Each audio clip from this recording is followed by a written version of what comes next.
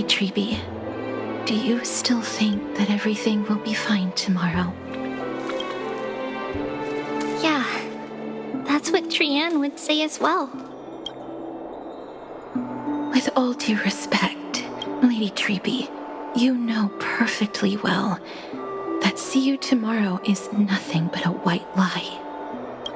I hope your toughness is not a mask hiding a lonely heart.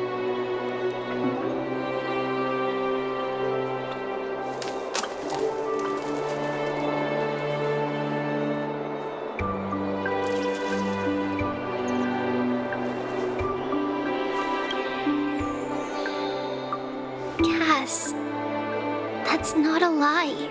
See you tomorrow is the greatest prophecy in the world. Prophecy? Listen, in every corner of this land, every heartbeat carries a prayer for that prophecy to come true. It may be that only a few heroes will bring tomorrow to the new world, but the prophecy of leading everyone to tomorrow belongs to all in Amphorius. But not everyone has the chance to see tomorrow. How can such words be called a prophecy? Because people believe it will come true, and they are trying hard to hold on to that belief. Even as the world teeters on the brink of collapse, everyone is pressing forward, longing to reach farther, and that is why a holy maiden exists to lead the world toward tomorrow. And why Yanisopolis' fate is not about the outcome, but the journey. It's not the flowers that bloom, but rather the paths that lead beyond the gate, where people tread toward the sea of flowers. So, Cass, if anything is troubling you, just set it aside for tomorrow. There's no difference between demigods and mortals. The troubles we encounter can only be reflected through the long night. Wait for the dawn as you think, then set off at daybreak. The hesitant part of us will be left behind in the dark, while the determined side of us will know no fear.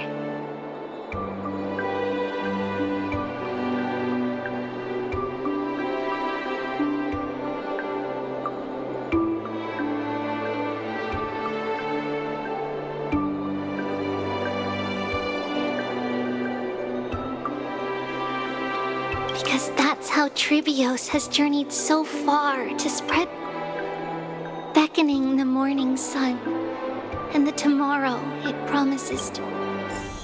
We will now continue the journey and face our destiny. We will step over the gods' corpses and wander among humanity, and thus we shall sweep apart Amphorius' pitch-dark fog. And at the end, all will reach that silver-white shoal, that end of the journey, that new world and new tomorrow. It is a haven free from storms, cold, and heavy rains. No sorrow can linger there. We've made a promise to meet again at the end of the west wind, where flowers bloom in spring. See you tomorrow, Trianne. See you tomorrow!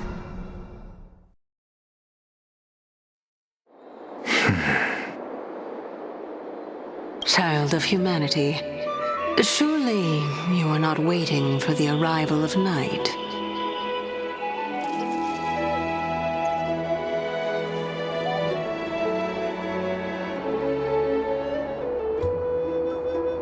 Nights do not fall upon Akama.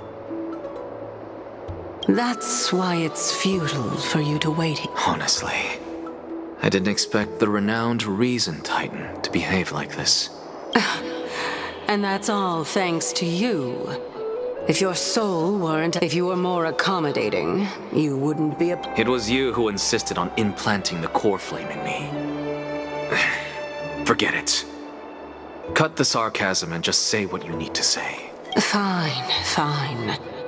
All I want is to remind you there's not much left in your... If I'm not worried, why should you be? I know what you're planning. You just want my help answering the question.